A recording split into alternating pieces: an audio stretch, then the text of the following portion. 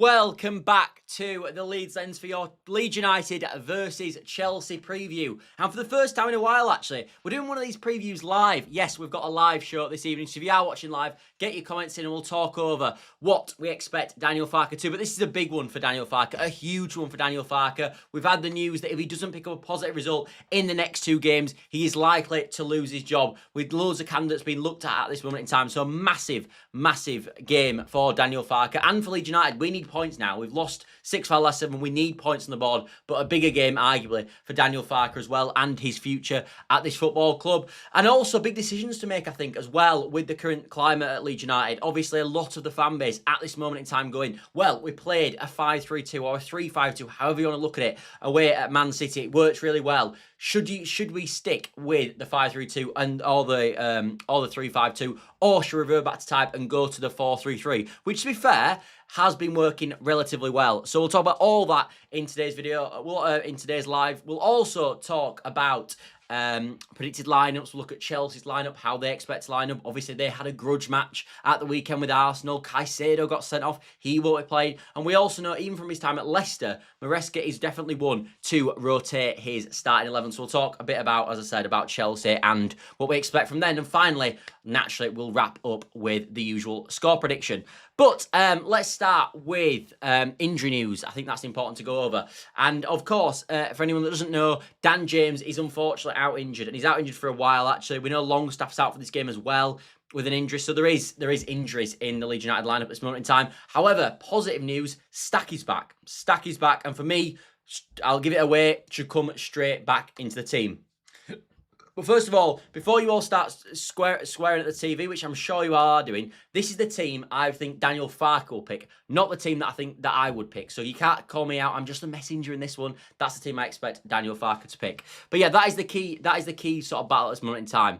But I think when we're looking at this in complexion of how the game I expect to go and what Leeds United should do, BMG, I've just seen you in the chat as well saying, yo, nice to see you in the chat, mate. But when we see the complexion of what I expect from this Leeds United team as well, I always think, and I've said this a few times, I said this on a show we did earlier today, I don't think it's all about the formation. I think it's how you play it and how we play the formation, how it's going to play out. Like, I think we can play a 4-3-3 in this game, but the characteristics of how we play it have to be different to what we've seen in previous weeks. We've got to see long balls brought back in. We've got to see a high press, in my opinion. I think this is one of the biggest games of the season for Leeds United at home. The fans are going to be up for it. It's 8:15 on a weekday. It should be a mesmerising atmosphere. So for me, we've got to see as well, we have got to see Leeds United press from the front and go at Chelsea, because I think this Chelsea team can be got at if you get at them. And I think when I've looked at when Leeds United have been at the best, for me, Leeds United have been the best when they press teams and they go for teams at home, but when they also don't try to play through midfield and they actually go long and hit long balls, I think, and then bring people into play that way.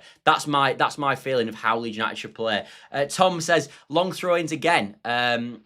Yeah, potentially, mate. I hope so. As I said, long throw-ins. If we get a chance to put the ball in the box on the halfway line, a free kick, get it in the box. Any opportunity to get it in the box and put this Chelsea team under pressure. Because I was actually looking over this Chelsea team and I was looking at sort of how they could play. And what I've realised is which to be fair is the case in most of the games that Leeds United are going to play in. We've got a massive height advantage, like always. So we've got to utilise that height advantage. As I said, if we get a foul on the halfway line, put the ball in the box. Let's get a head down at the back post and see if we can knock it back across and create a chance that way, which we know a lot of teams are able to do. BMG says, has to be a 3-5-2, doesn't it? If he goes to a 3-5-2 and it fails, well, at least say he went with it, what worked against City. If he goes 4-3 and it fails, he's opened himself up to criticism. Mate, I agree. I've seen people online already saying that if he goes to a 4-3-3, he might as well sack himself before kick-off.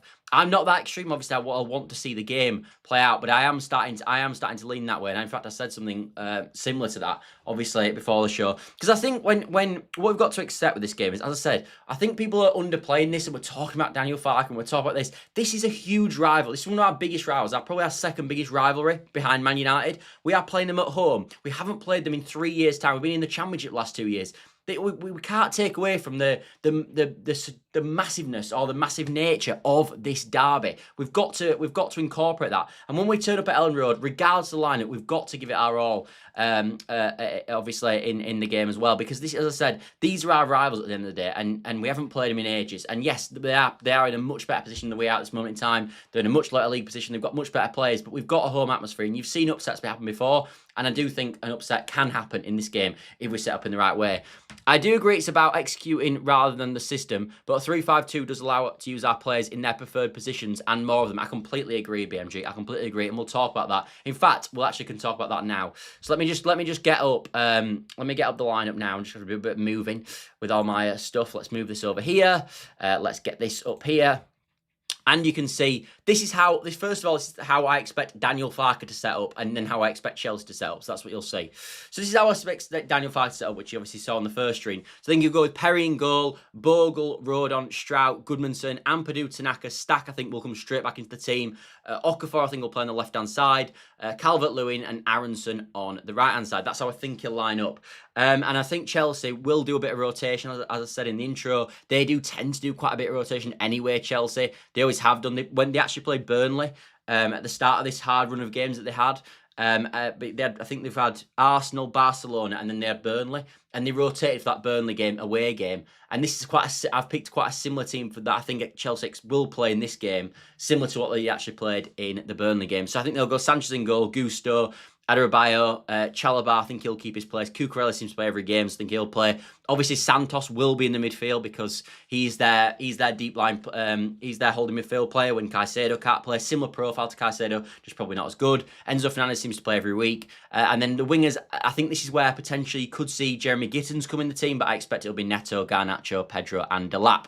Now, when we're talking about a formation and what we need to do, obviously I've talked about the long ball, but for me, I don't like this team. I wouldn't play it like this team. And I think we've saw, as BMG says in the chat there, a way of playing that can really utilise the best out of this team. And for me, it is that three at the back system. So let me do a few changes. So I think if you're going to do that, obviously Aaron's going to come out of the team. Potentially Okafor going to come out of the team. And for me, he would. Biol obviously coming into the team at centre half. And we'll play a bit like this. And then you've got your three midfield. And then let's go grab Mecha as well, because he'll definitely be playing for me in this team. And this is, I think, this is the lineup that I think most Leeds United fans want to see. So we move João Pedro a bit further back. I think this is the lineup we want, that Leeds fans want to see. Obviously, this is the lineup that we sort of played, obviously, against Man City, and it works really well. And I think this is how we want to play. Now, the benefit of this system has been a number of reasons, and you saw it instantly against Man City. By the way, I'll go through this, and then we'll go into some of your guys' comments. So this is the lineup I want to see. And now the benefit of this is, and I talked about this straight away, we've conceded so many goals in this box here. This box here between the 6-yard box and the edge of the penalty area there. This box here has been a nightmare for Leeds United. We've conceded a goal in the last 2 games in that exact zone. When you play with a 5-back rather than a 4-back, you have that. There's an extra man in your defence naturally who can cover this space. We've seen it so many times when in between Goodmanson and Biol, or Goodmanson and Strike, whoever's playing, a pattern. Like, look at Marlon, who was in this position, who cut it back for Rodgers. Look at Nunes against Man City, who was in that position, who cut it back for Rodgers. That has been a serious problem in the system so far that Leeds United have decided to play. And we've seen so many goals conceded. And Daniel Farke, I think, thought it was more of a personnel issue. I always felt it was a structural issue. And I think the 5 at the back fundamentally fixes the problem down the left-hand side. The other benefit of the 5 at the back that I see is, it allows you to go long ball. And you've got Calvert-Lewin and Mecha up there, who I think worked really well together. And again, when you look at Chalobah, I think he's quite physical. But Adebayo, I think you can get at in a physical capacity. So you get Calvert-Lewin on a Mecha up against Adebayo. And you can, and again, if you get your midfielders pushing up, which will be Stach and Tanaka, you can really start to get them in the play and get knockdowns and play through. Because what I don't want to see is Leeds United play through the channels. With the presses that they've got in midfield, they will just trap us in these areas, which you see all the time. So we've got to, as I said, bypass that and go to the big man up front and then play knockdowns off there. The other benefit is in terms of what players like and how it sort of benefits certain individuals. I like this mainly because of the fullbacks. So you can push your fullbacks really high.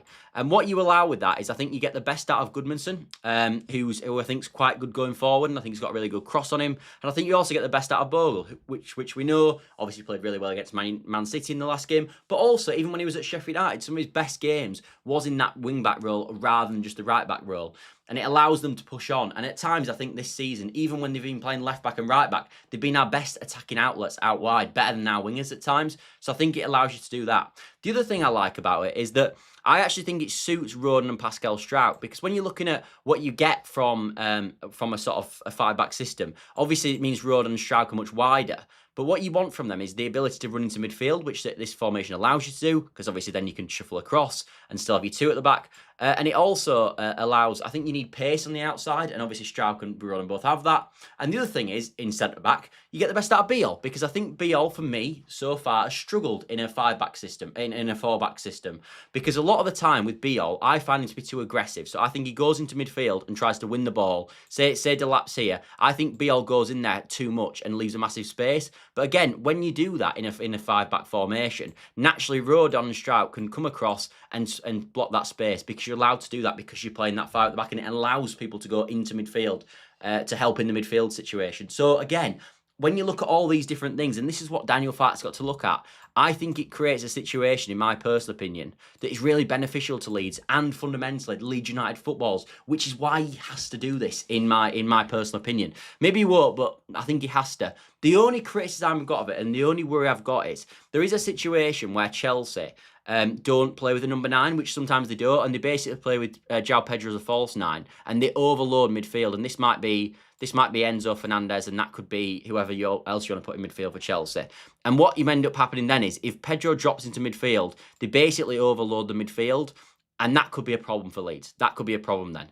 Especially if you're playing 3 at the back, because you don't need that extra centre-back if they've got no one playing up front and they've got an overloaded midfield, and then your midfield could get overloaded, and that could cause Leeds United problems. The benefit you've got is, I think going into this particular game, Maresca won't be sure how Leeds United are going to set up. In fact, he even got asked the question in his press conference today about how do you expect Leeds United to set up. Do you think you're going to go with a 5-back? Do you think you're going to go with 4-back? And basically, Enzo Maresca said, I'm not sure. He said that Norwich have played 200 games in the Premier League under Farke, and he's played a 5 at the back 16 or 17 times. That's what he said. But he said, fundamentally, I'm not sure how Leeds United are going to play. And this surprise factor, again, could catch out Chelsea, which I'm hoping it does.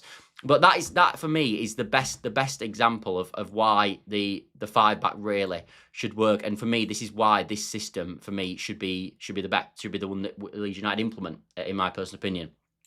The only problem I've always got with the 5-back, and I've said this a number of times, because there is weaknesses, like, let's be honest, we're talking about how fantastic he was, and it worked really well against Man City, but I do think we caught them cold. The worst thing about the 5-back, though, for me, always is who marks the full-backs. Because the problem you've got is, if he goes forward, Bogle then is at times 2-on-1 potentially with their full-back and their winger, if Garnacho goes out wide. And the other thing is, if Bogle then gets caught with Garnacho, as I said, Cucurella then's got the freedom. So you've got to be very switched on of where zonally you're going to mark up, and who is the one that marks certain players in certain situations. And Bogle has got to be very careful at times to pass Garnacho onto Rodon, as opposed to, so then he can get Cucurella on the overload if it comes to it. Otherwise, they will outnumber us out wide, which can naturally be a concern, because whatever you do, you're always going to be outnumbered out wide, because essentially you're playing with 1 wide player and they're playing with 2 wide players. So yes, it's a good system and it should work, but there is problems with it. There's no doubt about it. Anyway, let's get into some of your guys' comments. Let's have a look. There's quite a few, actually, so apologies, I'm a bit behind. Let's have a look. Get Nonto on the right, not Brendan. I admit, for the record, that is not my team. I think you'd have seen that anyway. I don't especially like the idea of Pro Ball now, but there's more chance we can utilise them in a 3-5-2. Aronson is probably the one who doesn't fit, and that's not a great loss. He could sub on. I completely agree. I think fundamentally, when we've talked about this, BMG, the best thing you get from this, one of the best things, is it fits the profiles of the players that we've got. The other thing that I like about it, actually, when you look at it, is, say you look at this team right now, look at the height that this team has got. You've got Pascal Strout, you've got Biol, you've got Joe Rodon, you've got Stach, you've got Calvert-Lewin, and you've got Nemecha. That has got to be one of the biggest teams fielding in the Premier League in a long time. And even when you look further, like, Bogle's not that small, neither's Goodmanson. Tanaka's all right, probably the one of the worst in the air. Ampadu's not tiny, as I said. But if you look from a corner situation, you've got Calvert-Lewin, Nemecha, as I said, Strout, Biol, and Rodon, and Stach are all 6'2" and plus and pretty good in the air. Well, who on earth in this team? So João Pedro could mark a man, Adebayo can mark a man, Chalobah can mark a man. There's no one else in that team with massive height. Delap obviously is tall as well. But again, still, one of Stach or Calvert-Lewin or one of your players is going to be outnumbered naturally and up against a smaller player. So that can be a real benefit for Leeds, and it can create real problems for them in terms of a set-piece scenario. He'll give Cucurella a tough time down there more than Brendan will. Oh, this is still about this. I think Badershield will be in, not Adebayo. I think you could be right on that. I think you could be right. 100%. That second lineup for me will get the best out of our top signing, Biol. Road and Strout can play it. So can Bogle and Gabbett. We could use Justin, Perot, Okafor, Bornau, even Harrison as subs. Yeah, I actually don't think Harrison, I know people are going to moan at this. I don't think Harrison in the left wing-back role is that bad. I don't think Justin, either in a right wing-back role or in a right centre-back role or a left centre-back role is too bad either. So I think it can utilise the squad. Aaron says, hi mate, found your channel pretty recently, but really been really enjoying watching your content marched on together. Thank you very much, Aaron. That's a really nice comment. Thank you very much. BMG says, starting front two should be DCL and Nemecha, but we could sub off either of them and bring on any of Perot, Okafor or Nonto and probably still have a decent front two. Yeah, I think in-game, mate, I think if it got to in-game, I don't particularly like Nonto up front personally. I don't think that really works. But I really like the idea of bringing Okafor on for Nemecha or DCL at some point. I do really like that. Let's get into some of your guys' comments. Easy for you to say. Yeah, I know, mate. I've made a bit of a mess of that. Arthur says, Fulham 0, Man City 3, is it? Foden, Haaland scored. Has Haaland got 2? How many has he got? Also, Bournemouth have just scored as well. Who scored? Foden, Reinders and Haaland. Okay, I've got Haaland. I've actually got Haaland captain if you care. But yeah, that's how I would set up personally.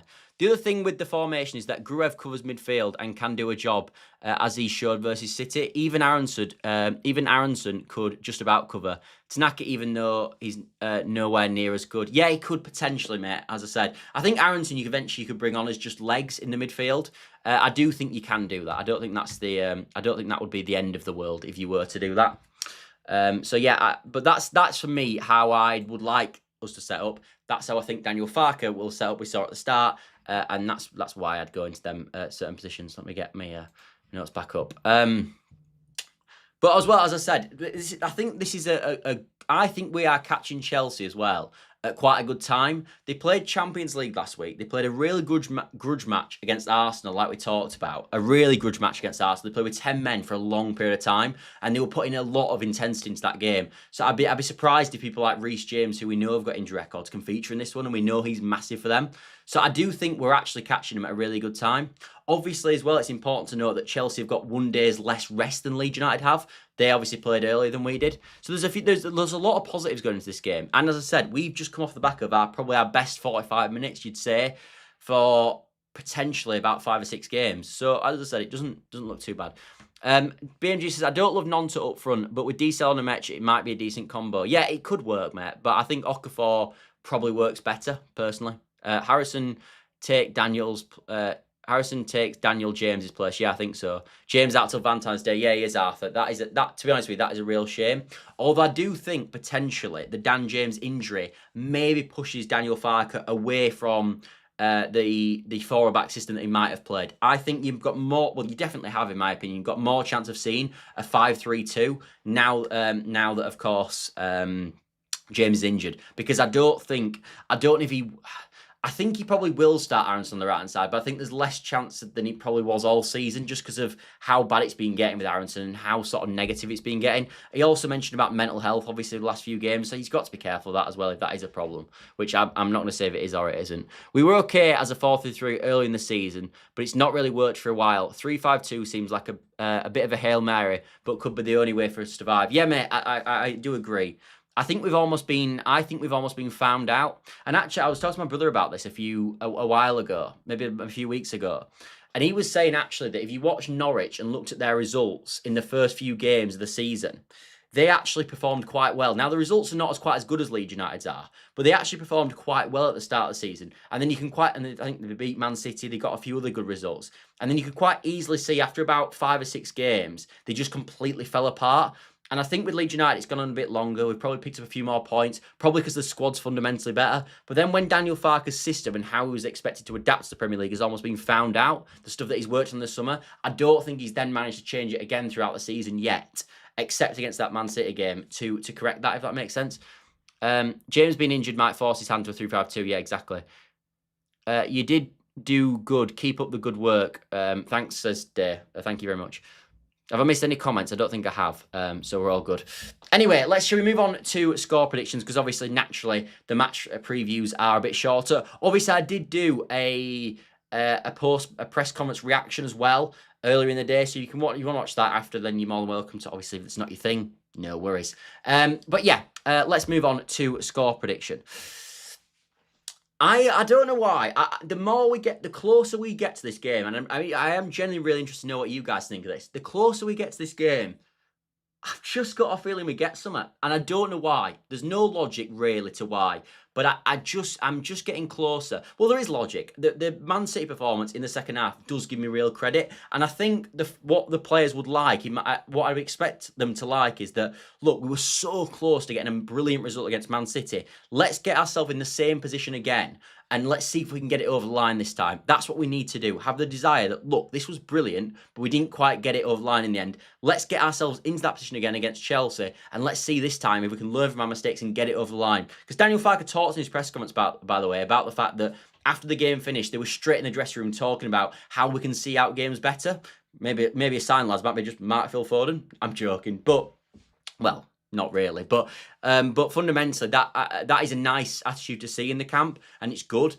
So as I said, I've got a feeling somehow that we get a result in this game, and my head is telling me. And as I said, you guys are going to think I'm crackers for this, and this might be the wildest prediction I've ever done. I actually think we're going to win the game. I actually genuinely do. The score I've got in made at this moment in time is 2-1 Leeds. I'm not quite. I just think that they've played a lot of good matches. They've been on a real high, and I think it's going to, at one point, they're going to drop off a bit. They've got a bad result in them, Chelsea. They have all season. They've lost at home to Brighton. They've lost at home to Sunderland. Not been as bad away, actually, but it's more been at home. But they are a team that at times can have an off day, in my personal opinion. Like even Burnley, for a little bit of time in that game, had a bit of momentum in the game and could have got something. So I just think we get something. I really do. I think the crowd will play a huge part. I think if Leeds United get up in the game, it could be it could end up being a really decent night for Leeds. And as I said, I'm just getting 2-1. I'm just getting 2-1. Let's have a look at some of my comments anyway. Let's say he decides to go for a 3-5-2 for the rest of the season. Which player profiles do you think we should recruit in Jan? That's a really good question. It might almost be good enough, BMG, for another day, but I'll give you a quick response now. You definitely need another number 9, in my opinion, because then you've got Nemetra and DCL, and that's it. I think you also probably going to need another wing back because they're going to cover a lot of ground, and we've basically only got Justin, who I don't think is a brilliant wing back anyway, in my personal opinion, who can cover that, which I think is a problem. So I think you need another wing back, and you maybe need another midfield player as well. So I think there's a few things you need to do. Actually, I think there's a few different things that you can look at. Do you think we'll play counter-attacking at home or get into them? I think we can't sit off them. They'll pick us apart. Yeah, mate, I talked about this right at the start. I think that in terms of the characteristics and how I expect and how Leeds United, in my opinion, should set up the game, I think we should be straight at them. I want to see what I saw in the second half against Man City with Leeds United on the front foot. Because fundamentally as well, get the crowd involved. If you go on the front foot, win a corner early on, put a hard tackle in early on, it will raise the crowd naturally. If you sit off and they've got all the ball, they will kill the atmosphere instantaneously with Chelsea, and that's what they'll want. So for me, straight into them from the get-go. And let's be honest, if they pass around us and score a goal, hey-ho, stuff happens. But at least you've given it a go, and I think at least you can come out the ground and you've tried to excite the atmosphere. I don't think it'll go like that, actually. I think if we press this Chelsea team, I think there's a bit of a weak underbelly in the Chelsea team, personally, and I think you can get at them. So as I said, I don't know, I just fancy us in this game, I really do. I fancy us more in this game than I have for a while. I agree, BMG. I don't know why. We always seem to agree, BMG, usually. I hope we can score early, and then we'll have to spend the rest of the game wishing that it will all end well. Yeah, no, I agree. I think it could go like that. I think we could score early, and then I think we could have the lead for a while. And then I think we might get a second goal, and I think they score, and it'll be a really nervy ending, but we'll just hold on. That's how I'm feeling. Anyway, I hope you've enjoyed the show. As always, everybody, thanks for the guys in the comments. Thanks for everyone that's been watching. The sport's been brilliant on this channel recently. Also, as well, I went on the Outside Elland Road podcast as well. So if you want to watch me on that, talk a bit about the Chelsea game and stuff, then you're more than welcome to. That's on the Inside Elland Road channel. So go there if you would like. But other than that, if you could drop a like, subscribe, all that good stuff. If you've watched it after the match, drop a hype. That would be brilliant. But I will see you all tomorrow for a match reaction to Leeds United versus Chelsea. So I hope you're all there and we can enjoy that and hope